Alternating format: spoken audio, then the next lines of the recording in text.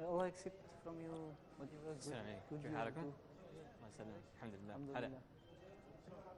Alhamdulillah. How was your We're gonna lunch? start now for the next session. You want me to be with you? Is it, what is the time? Where is it? It's almost time for you guys to join us.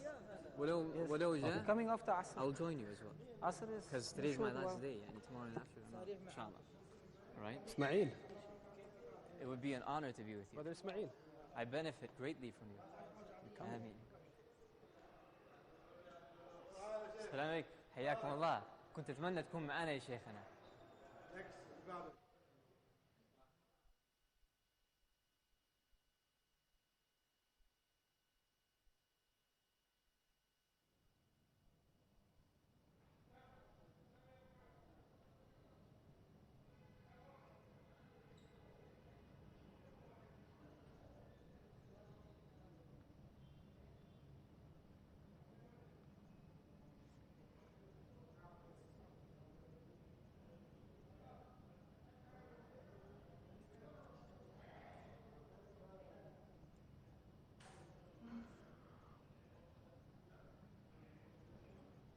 Noor.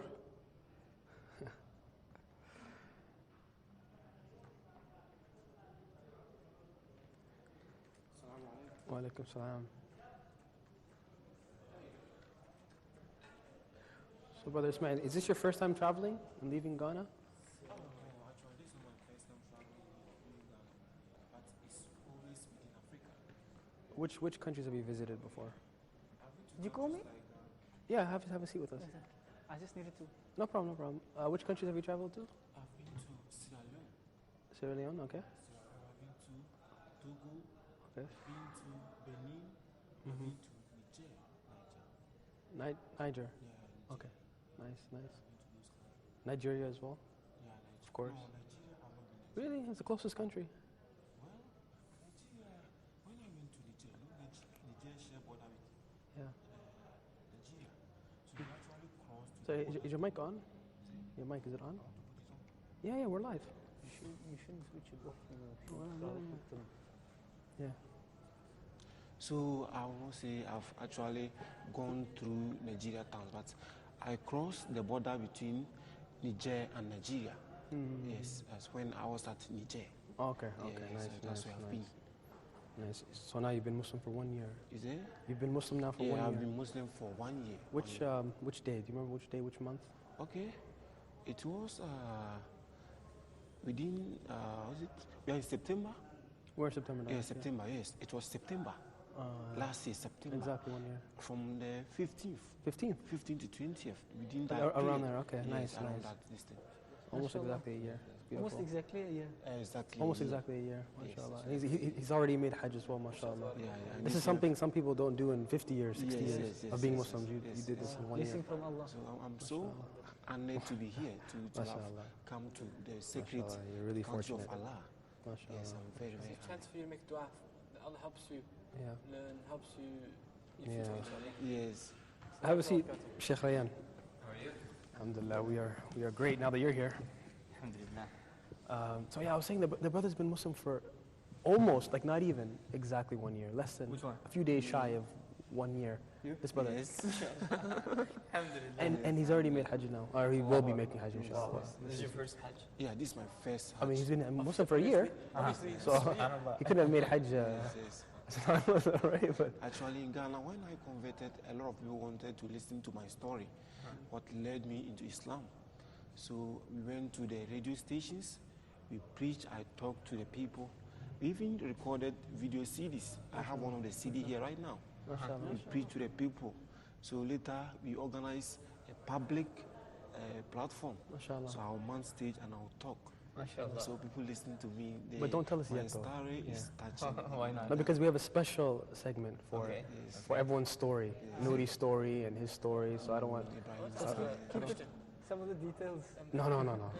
Big surprise. So, okay, it's been 11 months or No, Yeah, it's it's a 1 year. a few days shy of exactly 1 year. a few days? Okay. 1 year. And this is your first Hajj, mashallah. This is my first Hajj. What do you feel right now? Oh, I feel happy. See, when I go there, I realize this is indeed. عليكم السلام ورحمة الله. حياكم الله. He's avoiding How are you. you, Sheikh? الحمد Father's لله. avoiding الحمد you. لله. That doesn't work. Yes, it was good. A little bit noisy, and the lights were on, but This is part of being in Mecca and especially on Hajj.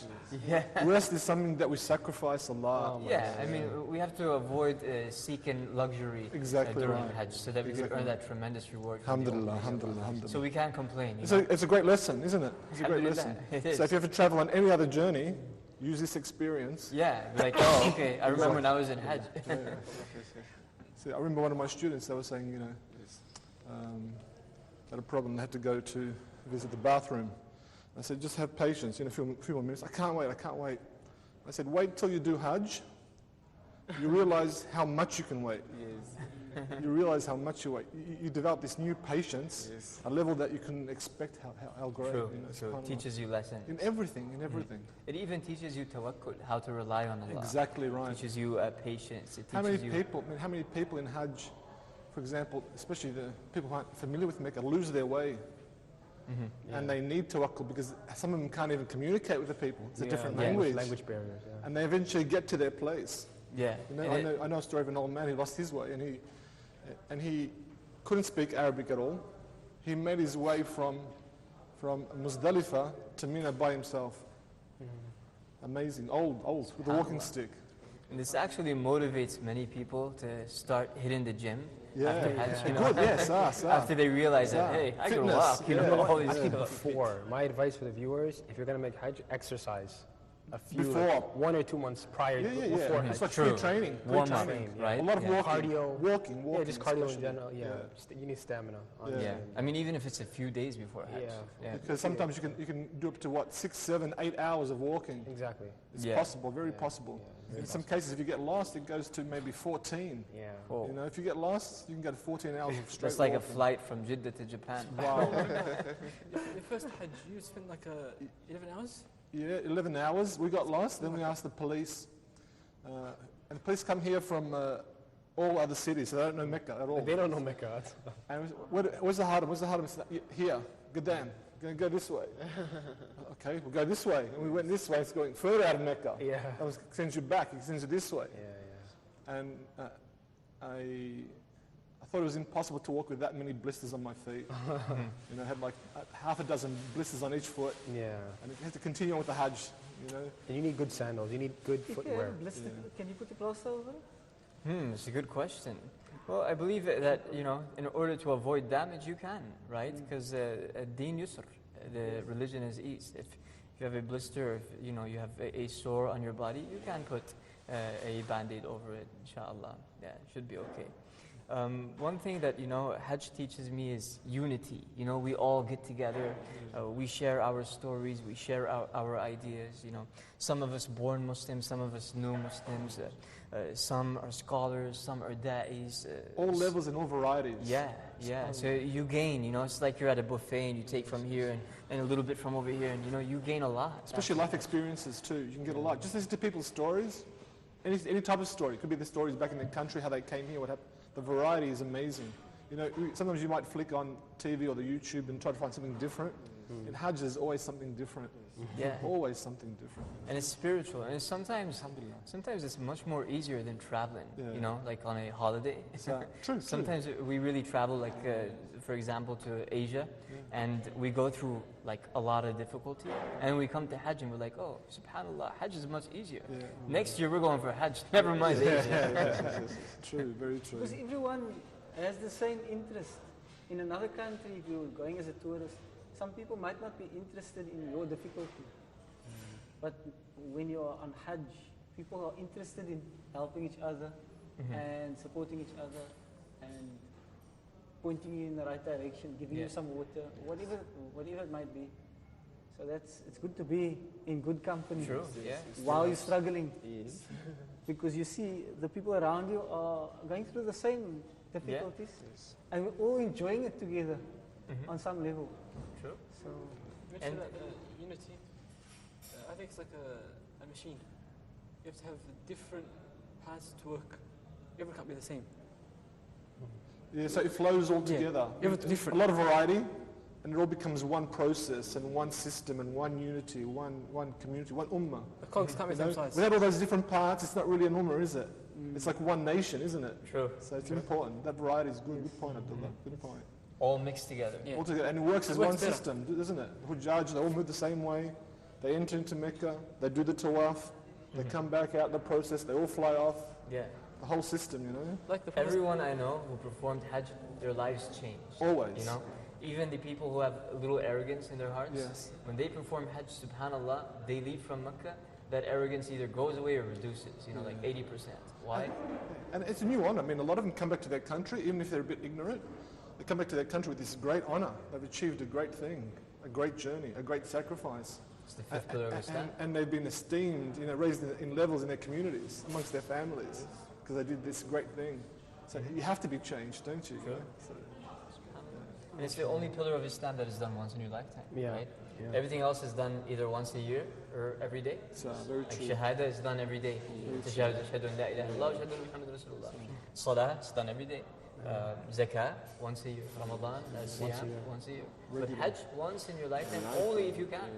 And subhanAllah, if Allah, you know, privileged us and allowed us to do this, that's really good. And, you know, I really request the viewers to have that intention.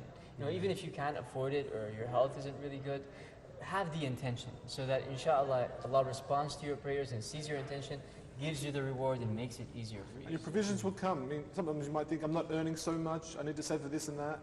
But if you have that provision, and I know a lot of cases of brothers who weren't in a financially well-off position, had that intention, and within a year or two, the money's there, amazingly. And even after Hajj, the money's not there anymore.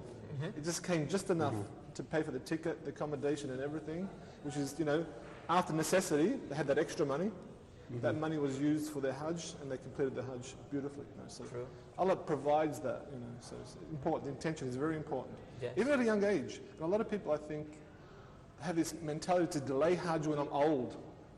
You know, I'm getting, you know, over 40, 50. It's not a good thing. No. Do it when you're young, because you've got the energy. And every year, you know, the Hujjaj get more and more, the numbers increase. It's become more and more crowded. So the earlier the better. Yes. So very true. You're from Australia, Yes, right? yes, yes, yes. MashaAllah. Alhamdulillah. And do the Australians have what do they think of, you know, Hajj and all this? Do they have an idea of what's going on once a year here in Mecca? I mean, the Australian community at large will know. I think internationally, it's been talked about a lot, televised a lot. I mean, people watch, you know, the BBC, CNN documentaries on Hajj. It's been made international, especially with modern media like YouTube and so forth. Everyone can watch it.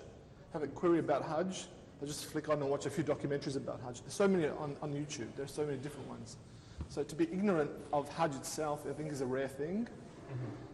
But to understand the fine details of Hajj, it requires that extra research. If you want to go in more and look at it from a religious perspective, from a social perspective, just from a curiosity perspective, you have to step forward. So I think that's where people miss.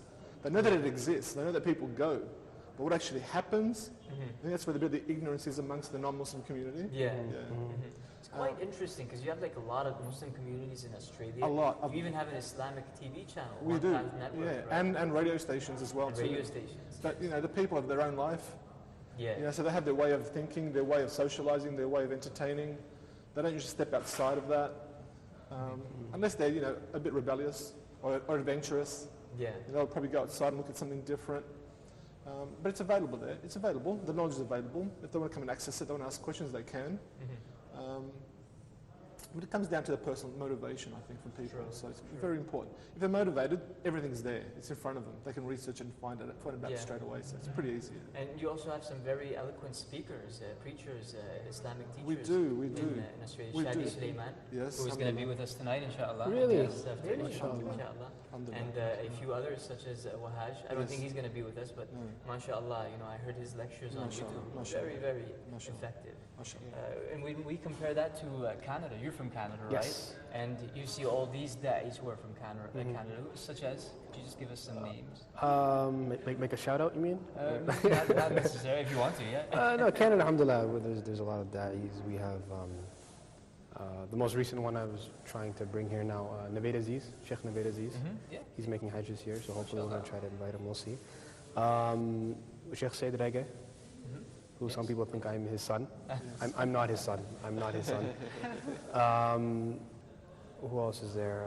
I learned Islam from a Canadian Who was guy it? who lived in South Africa. Oh, Sheikh Abdul Hakim. Abdul Hakim Quick, yes. Yeah, mashallah, barakallah. An Mashallah amazing, alayhi, yeah. amazing person. He's Mashallah. changed my life Mashallah, barakallah. in terms of when I was starting to ask about Islam, and I reached a point where I wanted to learn more. He had a class, Understanding Islam class, running in Cape Town. MashaAllah. And I attended this class, and through these lessons, I MashaAllah. became convinced. MashaAllah. And he actually was one of the people who pushed me to take the Shahada. I was still, When was it? Hesitant. this was 14 years ago. MashaAllah. Well, Sheikh Abdul Hakim Quick is like from the old school. Like. Yeah. Bilal Yes. Phillips. Bilal They're Phillips old generation, school. yeah, No, yeah. they're still Him and alive and Salah active. Hajj. Yes, they're all the Still same, alive and active. same generation, like Yeah. And inspired many of the young du'at now Yes, that are definitely, going out and definitely. working. You know, I was in Toronto about, I think, 2 weeks ago, and I attended a Friday khutbah, just randomly at a random masjid, and Abdul Hakim Quick was giving the khutbah. SubhanAllah. It was very beautiful. One of my favorite people, Yeah, he's a very nice guy, Mashallah, mashallah.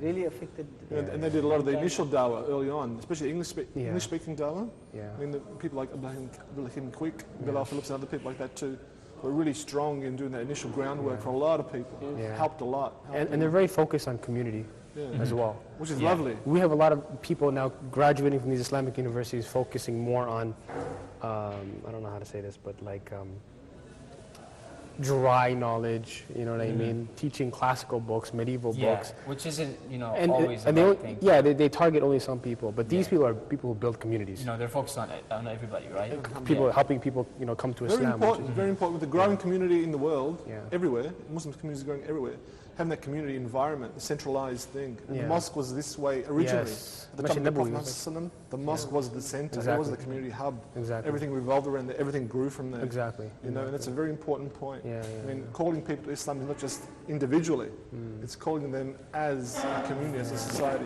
So they can be strengthened, and then they can help the greater society, Muslim and non-Muslim.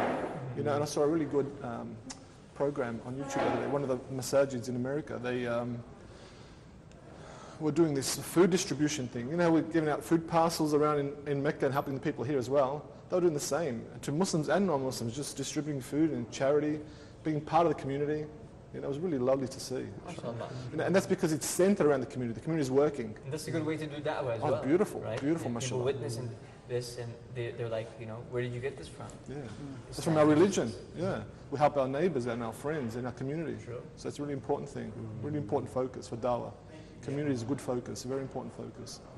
Speaking of neighbors, this is something that not many people are talking about, lately.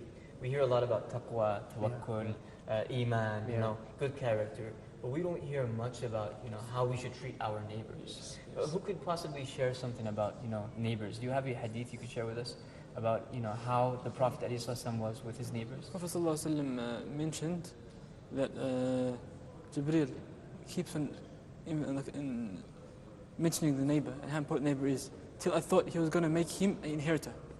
SubhanAllah.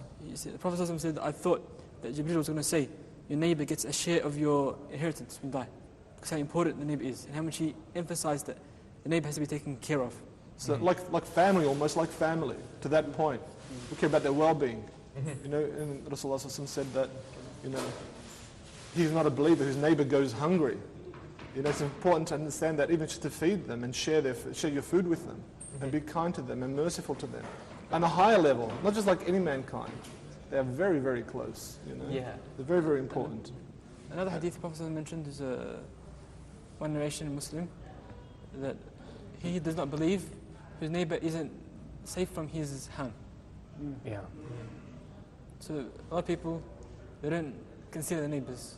Even small things like parking in front of his driveway, leaving rubbish in front of his house, staying up all night and screaming or whatever you want to do. Yeah. It affects the neighbor. And that's a sign of lack of belief, Prophet ﷺ mentioned. Yeah. It goes against the whole principle of Islam. The whole principle of Islam, not to harm people. The whole principle is, nullified by not taking care of your neighbor. Yeah. That's a good evidence that you are a real believer, that you're a proper practicing Muslim. Exactly. So you wanted to say something? Yeah, I was going to say that we have Dr. Sheikh Mohammed Salah coming right now. Okay.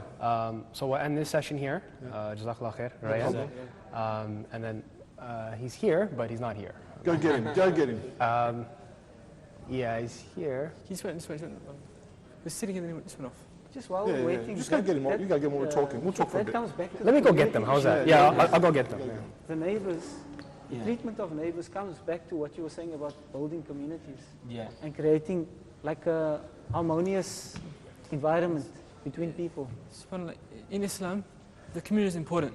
The Western ideology is the community is split up, broken up. Individuals, you become like yourself. In Islam, the community is very important. Even in Arabian culture, in Islamic culture, the family, the tribe, the community is really important. Collectivist culture. Part of yeah. a nation, part of a community. Yeah, a Yeah. collectivist Not alone. culture, not individualistic. Not individualistic. The whole religion teaches that. Yeah. Everything we do, some of our greatest acts of worship are communal. They're not individualistic, you know. So this is a really important facet of Islam. And it reminds me of a story of the woman who used to pray, fast, and read the Quran, but she used to be bad to her neighbor. Yes. So the Prophet Muhammad ﷺ heard this news, and he said, "She is in the hellfire." Subhanallah. She used Such a to pray great 5 evil. times a day. Yes, but just such a great evil to not show that extra thing. You know, beyond yourself. Religion is not just about yourself. You know, so it's going beyond yourself, helping others. True. It's a very important point. Very important point. May Allah make us amongst those who are very righteous with their neighbors. Ameen. Ameen, ameen, inshallah. Ameen. And have extra patience. Yeah. We might have a situation where we have some conflict or some difference or something comes up. So just have the extra patience with your neighbors, not to react abruptly. Yeah, You know, very important point. Very important point. it is. It is very important, patience.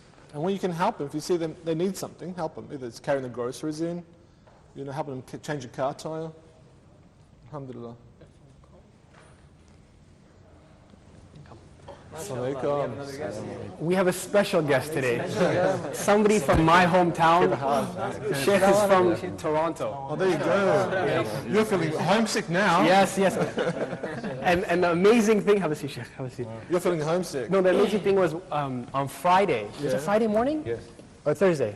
It was Friday morning. we flew in together. Yeah, we flew together on the same flight. There you go. Now you're sitting in the same studio. SubhanAllah. How Allah brings everyone together. Introduce the Sheikh to our viewers. The Sheikh, let him introduce himself. I didn't know we're live. We're live. 11 hours a day. I'm the president of the Canadian Center for Deen Studies. It's like a theological seminary. We train عليكم السلام inshallah ورحمة الله future وبركاته. imams and أنا da'is مستوي، and أنا mosque داخل teachers الهواء دلوقتي، معطل inshallah. الهواء بقى لي And تلت also ساعة، it's open مضطر for أنا both أطلع brothers هوا. and sisters. أنا عارف، لا We have, نعم. لا خلاص. yeah, few hats here and there. MashaAllah, very interesting. Yeah, we- The center that prepares imams and Yeah. chaplains. Is this a face-to-face Yeah, no, it's not online.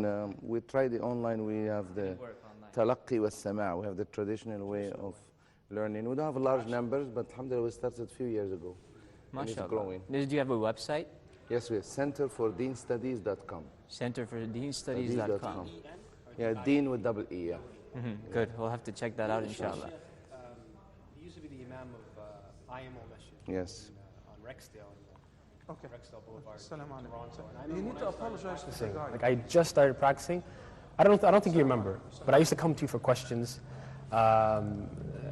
Very interesting questions, I remember. You were very patient with me, mashallah. The Sheikh was very patient. I think if it wasn't for someone like him, I don't think I'd be here today. Alaikum assalam wa rahmatullah. Sheikh Muhammad Salah, have a seat here. How are you, Sheikh? سهلا. الحمد لله بخير. كيف حالكم؟ Alhamdulillah.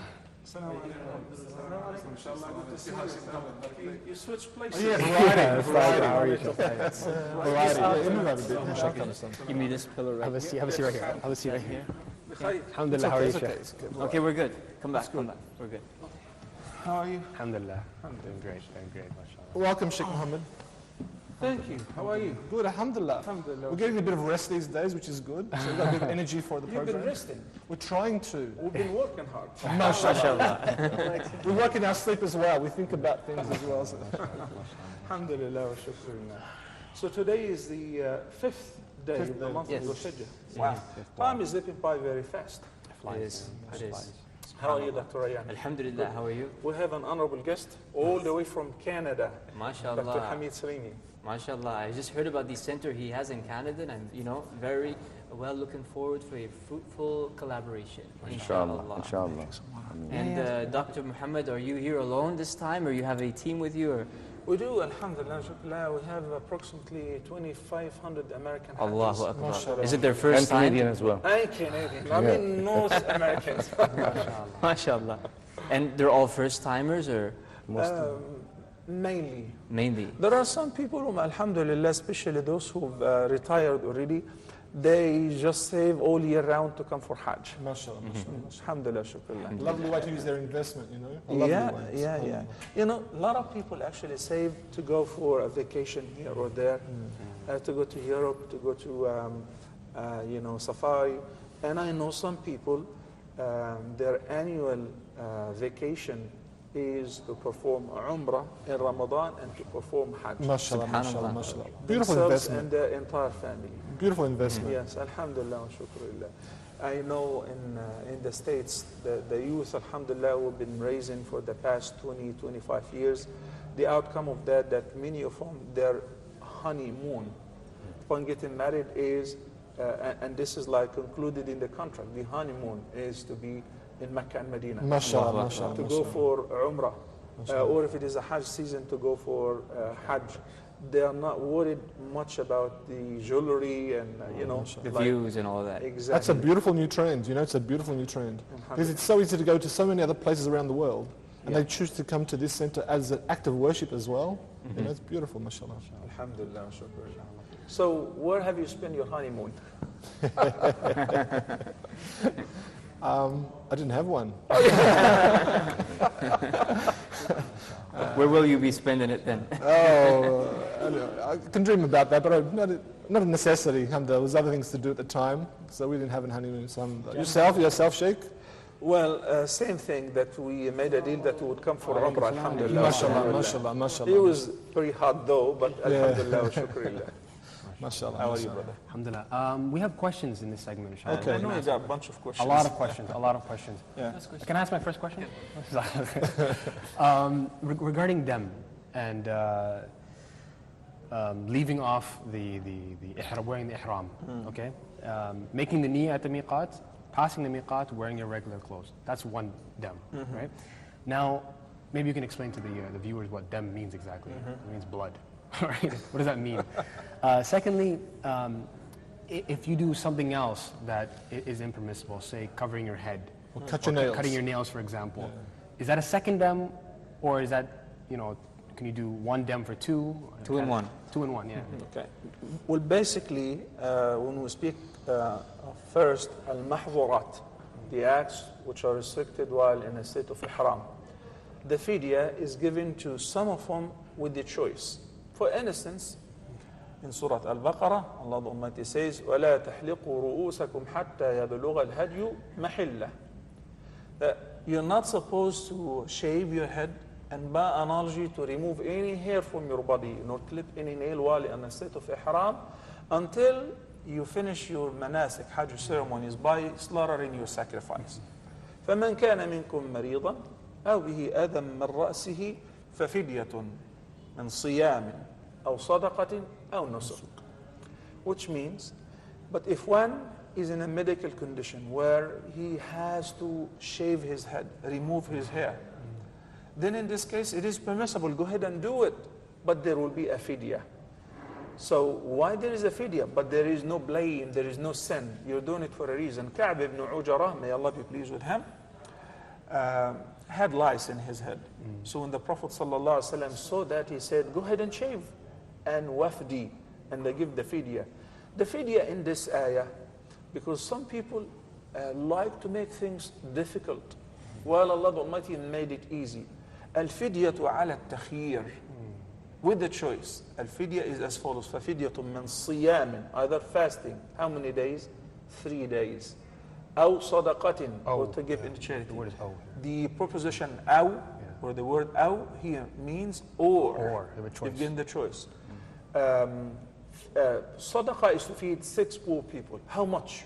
How many meals? 1 meal. So 6 meals be given to 6 poor people is sufficient.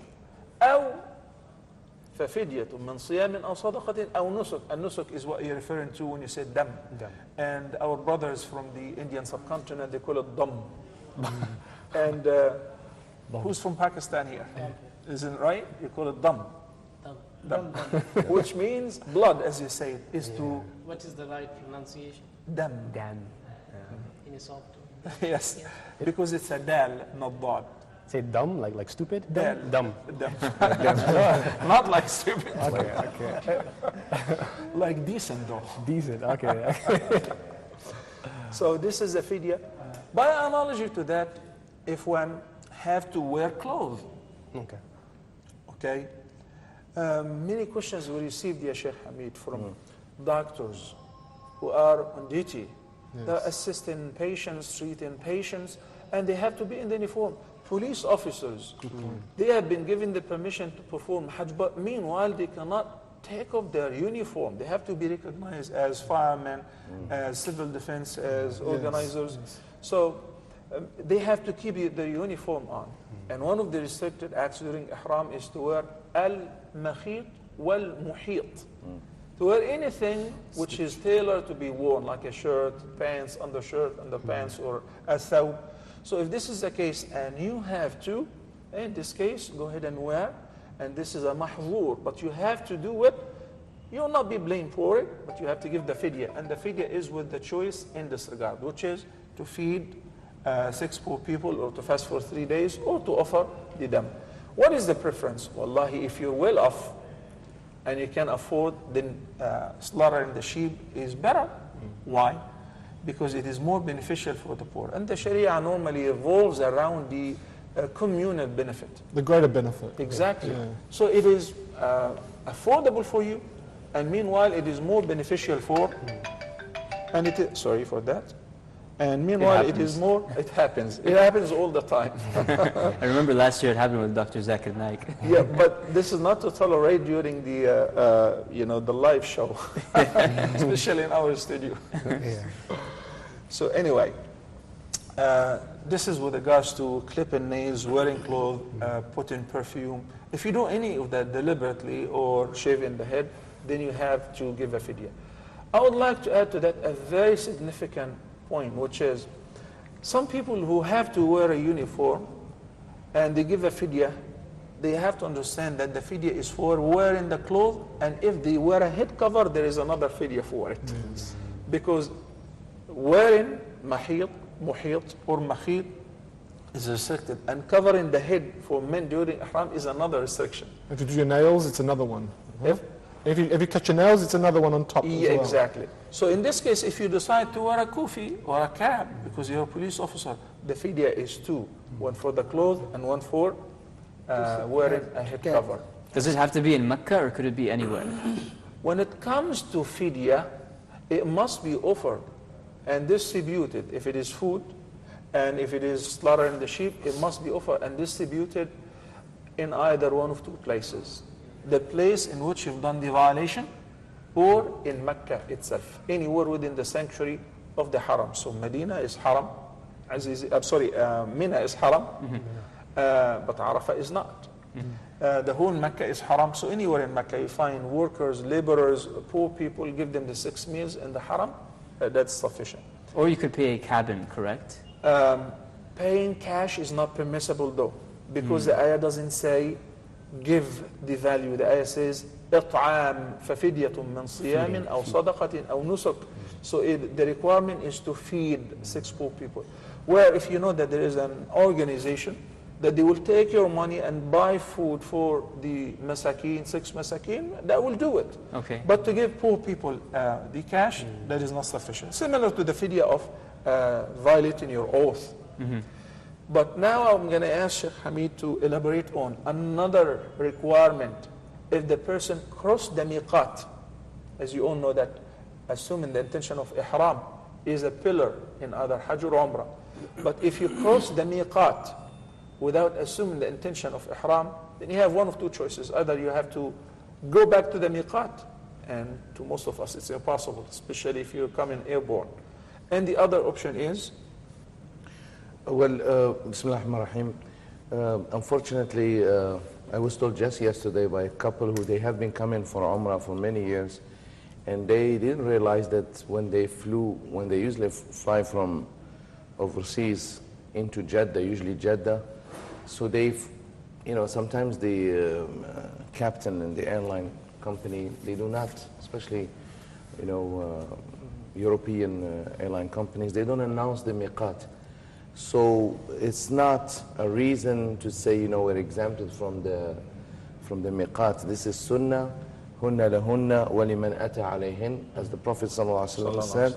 Every time you pass and you go with the intention for Umrah or Hajj, you have to, one of the wajibat, one of the obligatory things of ihram, you know, in addition to talbiyah and the garment and the, you know, the niyyah, is to put the ihram at the miqat. So the miqat is the station where we start. So whether it's miqat, the people who are coming from the west, it's let's say Egypt, for instance, that miqat is Rabigh, which is a little bit north of Jeddah. And also, if you're coming from Medina, it's Abyar Ali or Dhul Hulayfa.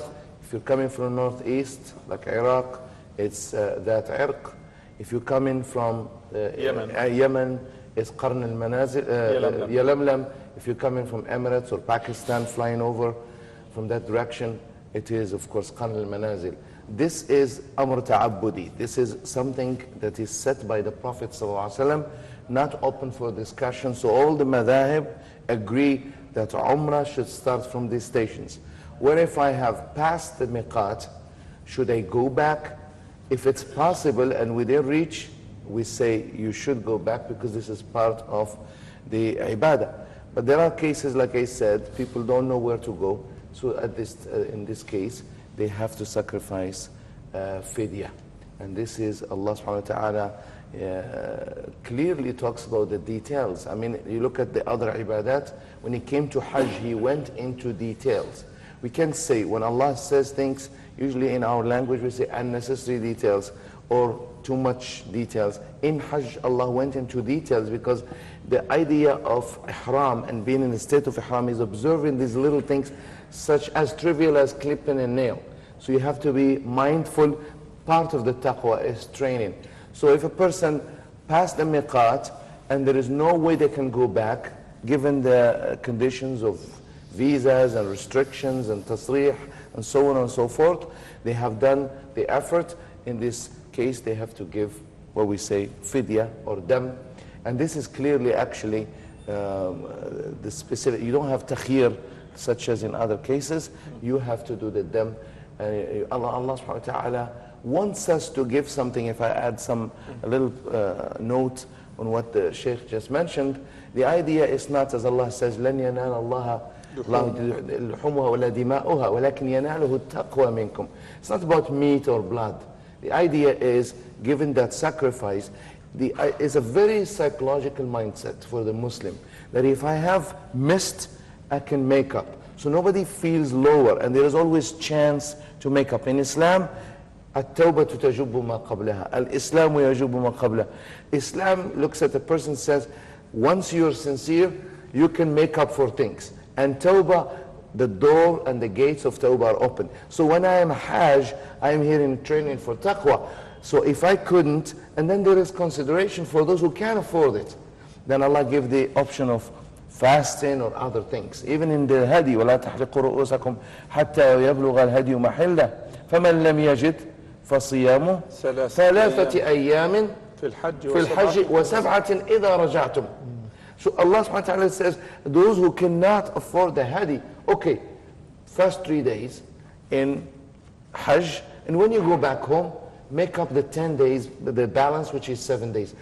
I mean, there is no accommodation like this. Allah, the legislator himself, giving you, this is a legislation. By the way, in all the bodies of laws, you find that Allah subhanahu wa ta'ala is the only legislator who gives you the ruling and tells you, by the way, if you can't do it, no law in the world goes that way.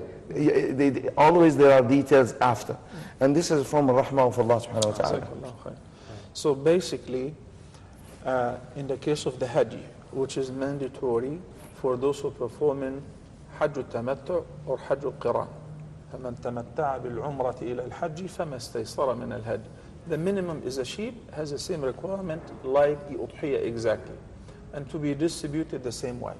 But if a person cannot afford it, and guess what? There are hundreds of thousands of people who cannot actually afford to buy a sheep for 450 riyal, or this year is maybe 500, 550. 490, I think it was around 490. It depends. Okay, let's say 500 riyal. So they cannot afford it. They have been saving their entire life just to barely come for Hajj. In this case, Allah the Almighty also considered their, humble condition with regards to their finance. So he said, فَصِيَامُ ثَلَاثَةِ أَيَّامٍ فِي الْحَجِّ وَسَبْعَةٍ إِذَا رَجَعْتُمْ تِلْكَ عَشَرَةٌ كَامِلَةٌ.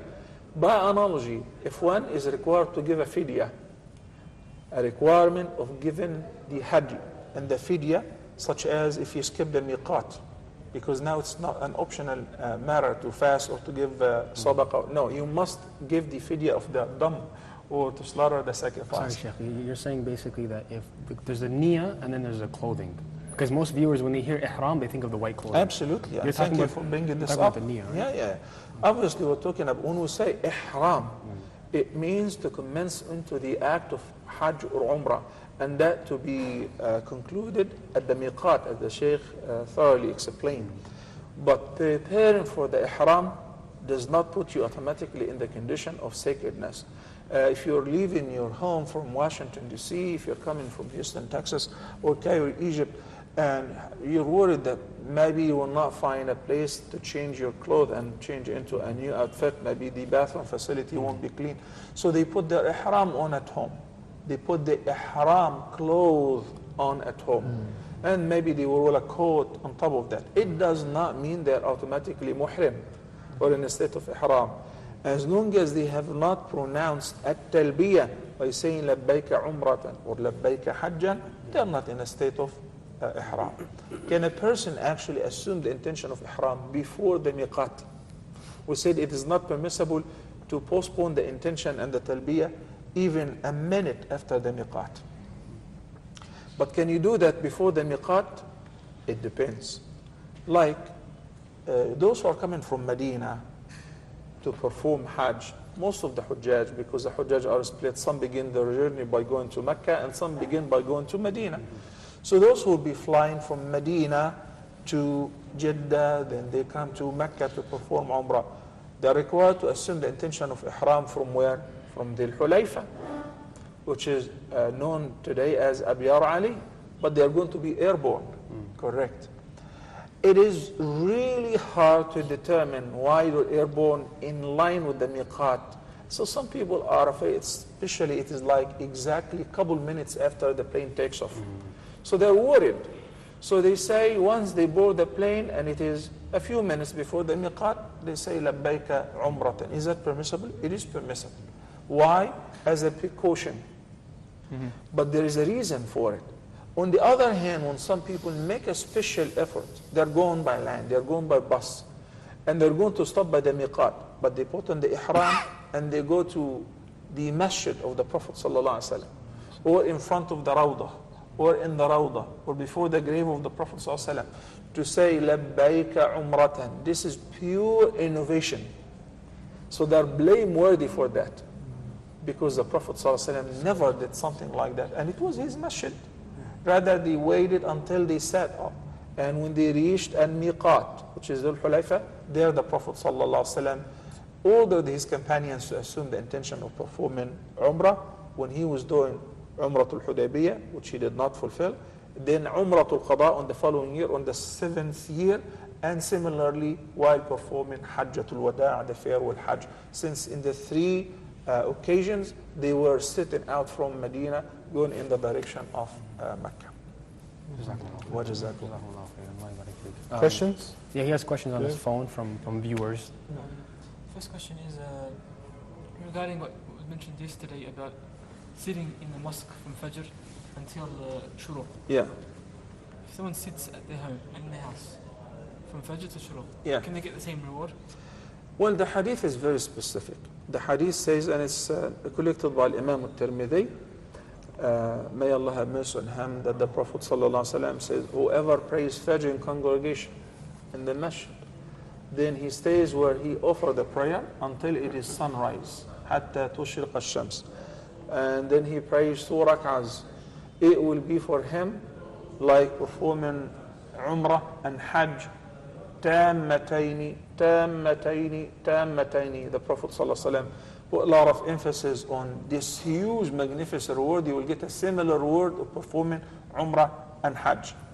Number one, this hadith is for a specific reason, which is praying Fajr in congregation in the masjid, then sitting, not chatting, not doing anything other than anything pertaining to the dhikr of Allah, recitation of Quran, yes.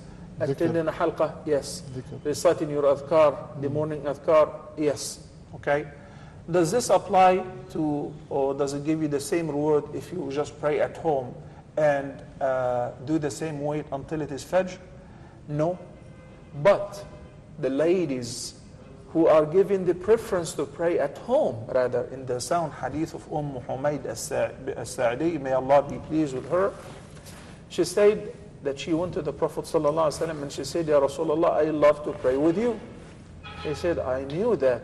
I know you love to pray with me, but your prayer at home is superior, a reward to praying behind me in my masjid. Subhanallah, Masjid Nabawi. Okay? So we keep balance. For women, it is permissible to pray in the masjid, but it is not a requirement. Versus for men, it is a requirement to pray for masjid if you can hear the adhan, if you're physically fit, and actually can make it to the masjid. So if you do, then in this case you get that reward. Women who do not go to the masjid and their prayer at home is superior. We hope that they get the same reward, inshallah. Inshallah, inshallah. There is another case, which is the Prophet ﷺ said, إِذَا مَرِضَ الْعَبْدُ أَوْ سَافَرَ. Whenever the servant of Allah falls ill, or he's on a journey, whatever he or she used to do whenever they were resident and whenever they were healthy, they will still get the same reward, because what hindered them from doing what they used to do of the good deeds is something out of their control. It's a journey, it is sickness. So somebody who used to do that on a regular basis, but after he fell ill, maybe because of a chronic ailment, temporary, he's got some flu, he cannot go to the masjid for 3-4 days. It's okay. The reward of praying in Jama'ah is reserved. The reward of attending the prayer and then sitting until the morning, you get the same reward because you are sick. That's it. If a person used to fast Mondays and Thursdays, then he fell ill, or the doctor said you're diabetic, you're not allowed to fast anymore. They still get the same reward lifetime, even though they're not fasting anymore. It's a huge motivation to, if you haven't got those good habits, ibadah and worship, to begin, especially in this month, in these 10 days, begin those new habits. Because like you said, if you're restricted later on in life, and usually it happens when you get older, you have restrictions. Yeah. So you get the reward of that. It's huge motivation. Huge motivation. But if I may add, I mean, this was proven by people who are doing this empowerment workshops, and in the mainstream society, they tell people, first thing you do in the morning, if you can spend 1 hour with yourself just reflecting. Wow. And subhanAllah, it's 1 hour and a half, usually around some places 2 hours. You sit and reflect and make dhikr. It's a very good thing. If I may add something, also the people who may not have access to mosques. We know some of your viewers are living in different parts of the world where there is no masjid. And they may just pray at home. As the Sheikh said, you do your best to attend Jama'ah, but there are cases not only for women, for men who can't leave their posts where they are working, soldiers, or places where it is impossible for them to be in. Masjid is very far. It would take probably more than 30 minutes. Sometimes 2 hours, Sheikh. Or 2 hours, or even there is no masjid in the whole state or province. So this rahmah, alhamdulillah, covers إِنَّمَا الْأَعْمَالُ بِالنِّيَّةِ. You do your intention and spend that time with Allah subhanahu wa ta'ala every morning. You start your day with reflection. It's amazing. If these people are saying, if you start your day with salat and dhikr, reflection and meditation in the mainstream, it makes you better. Islam says, spend morning in reflection, just by, as the Sheikh said, not chatting, with yourself and with Allah subhanahu wa ta'ala. By the way, I just want to share with you that, inshallah, I texted our brother, Abdurrahim McCarthy, to join us. Oh, mashallah. So he should be on the way, inshallah. It's good news. We have a question, by the way, from a member in a WhatsApp group saying, if we do niyyah for Quran, which will end with sacrifice of sheep. I heard somewhere that until the sheep is cut, we cannot cut nail or hair. Is that correct statement? Well, you see, if you want to follow the sunnah of the Prophet ﷺ, which I strongly recommend, because what happens is people are hasty, it becomes more like a sport. And it really, I feel it, I'm sure Dr. Salah, we see a lot of that in the morning of Yawm al-Nahr, people rushing and hasting. We should allow. The Prophet ﷺ kept the order, and the order, whether it's muqrin or mutamatti', you have to keep the order. However, Al-Rasul ﷺ, people came to him and said, Ya Rasulullah, I did this before I did that. I did, for instance, I cut my hair before I sacrificed, or I did rajm. Rasul had the order. He did first when he came from Muzdalifah. When the sun rose, he did the pebbles, Jamrat al-Aqaba. That's where the talbiyah ends. And then he went and sacrificed an animal. And then he did tawaf al-ifada. And then he cut his hair. So that order. Hanafi school says you have to keep the order. It has to be. And some people took it as it's a must. But alhamdulillah, if it's very well documented that If'al wala haraj. If'al wala haraj. Do it, and there is nothing to worry. So for the muqrin or the mutamatti', I don't see any difference. The idea of tamattu', you are still فَمَنْ تَمَتَّعَ بِالْعُمْرَةِ إِلَى الْحَجِّ فَمَا اسْتَيْسَرَ مِنَ الْهَدْيِ. The difference between muqrin is that muqrin back in the days, as the Prophet ﷺ did, يَسُوقُ الْهَدِي, brings with him the animal from Medina. Today, you cannot do the actual. We believe if you secure your hadi and it's taken care of, you know, by the organization. Exactly, by the organization, inshallah we accept. So that's the major difference, is that you secure the hadi before you enter into the miqat. Whereas for mutamatti', they do the hadi in Mecca with the arrangement in Mecca. That's the major difference. So I don't see the question being in terms of what they do compared to the mutamatti'. You know, they're all the same, if I understood the question very well. Okay, yeah, so that was, if we do niyyah for qiran, which will end with sacrifice of sheep. I heard somewhere that until the sheep is cut, we cannot cut nails or hair. Is that correct? As far as I know, you can do 3 out of 4, and you can come out of ihram. You know, because you do either tawaf al-ifada, rajm, and halq. You know, if you pardon me, I believe you're asking about if you're offering an udhiyah and you cannot cut hair or nail until the udhiyah is offered. Am I right? Yes. Oh, well, yeah, so that's not qiran. No, yeah, sorry. I'm sorry, go ahead. He's speaking about the hadith. Udhiyah, hadith Salama. Yeah, hadith Salama, the Prophet ﷺ gave us, for those who intend, let's say you're not doing Hajj, even if you are in the States or Canada or Egypt, and you are going to do the actual sacrifice yourself, it is some kind of mini ihram to observe for those 10 days of Dhul Hijjah, not cut your hair, not cut your nails. And that's for the head of the household. Yeah. Not the rest of the members of the Only household. for the person who is offering. For the Hajj, he can. So for the Hajj, after he takes off his ihram. That's a tricky question. Yeah. I knew already. It's a mixed yeah. Yeah, if somebody is actually planning on offering udhiyah back home, first of all, al-Hajj, who's doing tamattu or Quran and offering the hadi, is not required to give udhiyah. He's exempt from the udhiyah. But if he's well off, alhamdulillah, and if he wants to give udhiyah back home too, it is permissible. And it is legislated.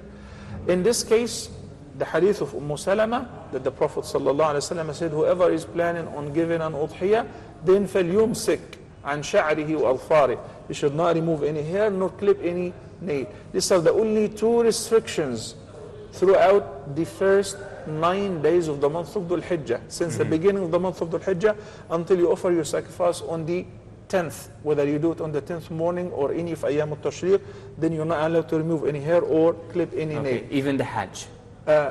Wait a minute. Okay. Exempt from that, a person who's doing nusuk, I'm planning to give udhiyah back home. I came yesterday and I performed Umratul Tamattu'. In order to exit from the condition of haram, you're required to do tahallul. So I have to get a haircut. That is exempt. Because you're not doing it for luxury or to look cool. You're doing it because this is a nusuk. Like exactly whenever you are in ihram. One of the restricted acts during ihram is removing any hair. But to conclude your manasik, you've got to shave or trim your hair. Now it has become a nusuk. And by the way, and it is worth of mentioning here, that the previous hukm which the Sheikh mentioned, and I try to elaborate a little further on, is not agreed upon it.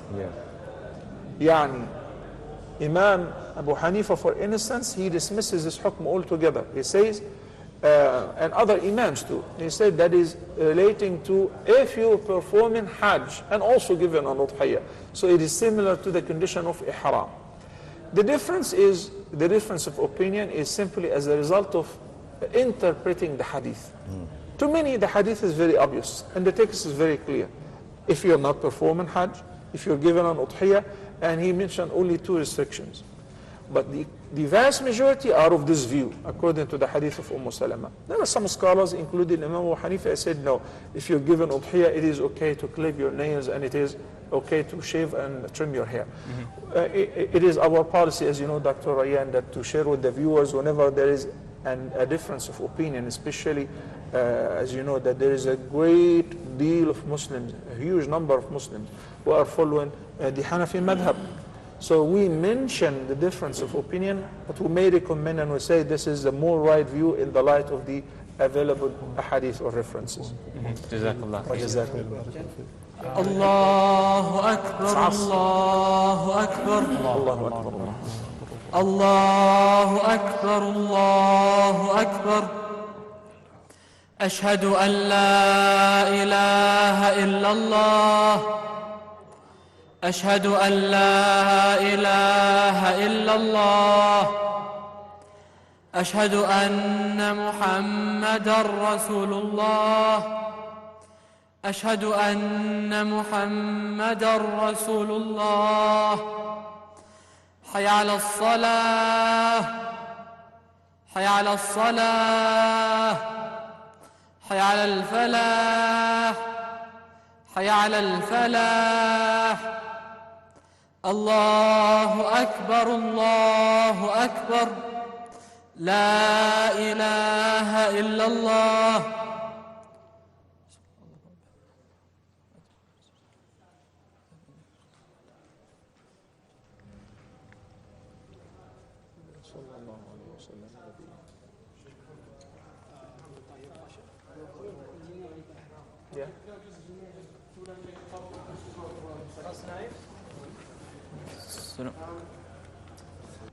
Regarding that, let's say you're a soldier or you're a doctor, and you've come in here passing the miqat without your ihram, and you have to offer the sacrifice, the compensation.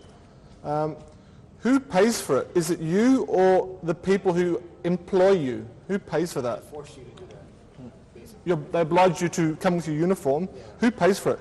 Okay. If you allow me to rephrase the question, because you said if you pass the miqat without ihram because you're a soldier or a doctor, and we said you cannot pass the miqat without ihram. I mean the malabis. You mean yes. If you made one violation, because each violation requires an independent very fidya. Good, very good. But at the miqat you must assume the intention, even if you're wearing your full uniform. Good. In this case, it is incumbent on you to give the fidya. And generally speaking, if any person voluntarily decided to assist you in paying the fidya, it's permissible. Okay. If your work, or if your employer said it's on me, that is permissible. But somebody has to pay it. And if somebody is paying it on your behalf, it must be with your consent. Okay. It must be with your consent. Keep this in mind. The udhiyah likewise. You cannot give udhiyah on behalf of somebody else and say, bro, I just give udhiyah on your behalf. That's a regular charity. It's a nusuk. So you must either tell the person and get his consent, or he would say, would you please give udhiyah on my behalf this time? Same with stoning the jamarat. You know that you can do that by proxy. You ask somebody to do the jamarat for you because you can't go. So in this case, you don't do it and you say, don't worry about it, I did it for you. No. Beforehand, he's either appointing you, or you've told him that not to worry about it, I will throw my stones and yours too. So if his employer said, I will give you the fidya, perfectly fine. So if there was a dispute, it comes down to the individual. That's his responsibility. But also, if I may add, Hajj is only al-Hajj marra fil umr. Yes. You do Hajj once in your lifetime. Yes. You want to do that ibadah when you're not in state of employment or working. So there might be cases, the soldier, if the government's going to look after all the soldiers, they have work to do. They should make the ibadah. In the time they have, their vacation, they take time off to do the ibadah fully. There might be a chance some people come from different countries and they happen to be in Saudi Arabia during Hajj and they may not have a chance to do it. Probably that's more applicable in their case. But we should, if they're on duty, in the time of Prophet there were ru'at, there were people who looked after things. They were given exemptions, but they wanted to do, because of their service is so vital to the community and to the pilgrims, they were given exemptions because of that. But this doesn't happen all the time. No, it's rare. It's a rare case. But just to know who pays, because I've seen arguments between the people who've been obliged to do it and the one pushing them to do that thing. Who's actually responsible? So it's the individual themselves. Sorry, it's the individual themselves. Yes, it is the individual responsibility. Same like the Hajj. It is your responsibility. Even if you're pushed to do it. Well, to be very honest with you, that it is the person who begs for it. He says, I'm on duty, but would you please allow me? Because if you're on duty, your duty will not do two things at a time. If you are in the service of the Hujjaj, last year an officer came to me and said, look, I'm in charge of guarding this post, and literally I'm not doing anything. And it's all cool and safe. He's already in Mina, serving in Mina 24/7. All what he needs to do is just go to Arafah. Just go to Arafah. Then on the way he can leave Muzdalifah past midnight. I said, okay, did you speak to your superior? He said, they don't mind. And they said, you can go and we'll cover you. And would it affect your work by any means? He said, as a matter of fact, no one will be here. It's empty. So I'm just going with the flow. I said, well, in this case, and if it is not contradicting your job and your superior said it is okay and they will cover up for you in your absence. And when you return, you will be serving in Mina. You will be dressed up fully because it's okay after finishing the ihram. In this case, it is permissible. Good. So he wouldn't go to his employer and say, would you please give me the fidya because that's your request. No, good point. Are we ready to pray or? Maybe one more question. Sure. Yeah. Go ahead. I want to know when the person, whoever is make the niyyah for Hajj Tamattu, he came here and did the Umrah here. After that, he opened the ihram and free for the ihram. Can he wash his ihram, or he should use the should use the same ihram with he did the Umrah? So basically, your question is about the outfit of ihram, the izar and the rida. Is it reusable? Can I wash it off? And wallahi, you can imagine. You know what? I'm very happy you brought up this question. You know why? Islam is a religion of cleanness. And purity is half of faith. That's in the hadith. Right? At-tahuru shatrul iman.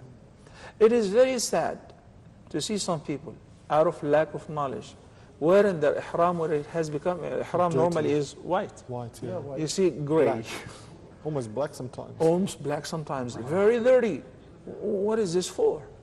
Because they are under the impression that ihram is like your skin. Once you put the ihram on, you cannot take it off until you finish. Then furthermore, they want to do Hajj al-Quran.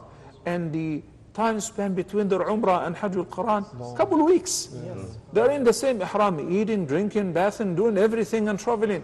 And going to Mina and Arafah, sleeping on the street until it gets really dark. This is disgusting.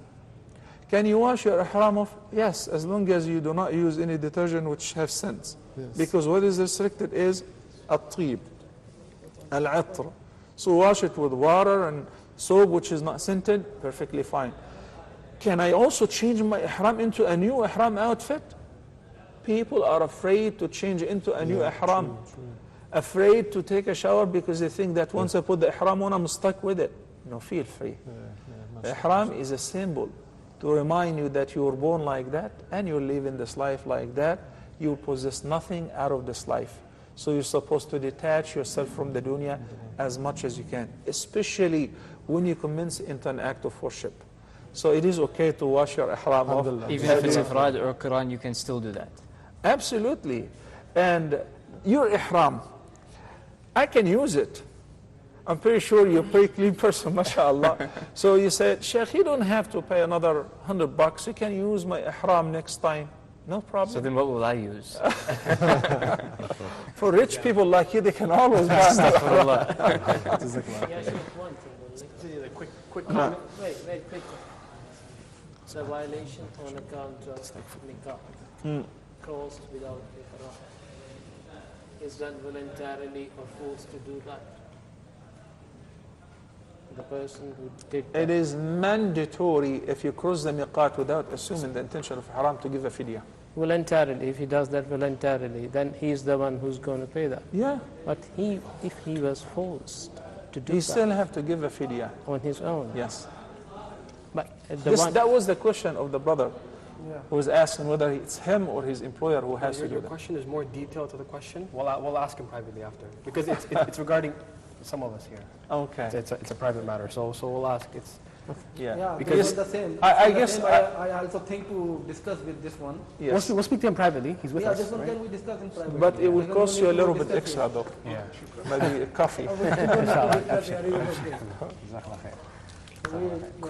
Let's go pray. We're going to pray. And Fadl, then, Sheikh. don't forget your bag, man purse. Oh, that's okay. It's safe here. Amina, right? yes. We also want to discuss this. Yeah.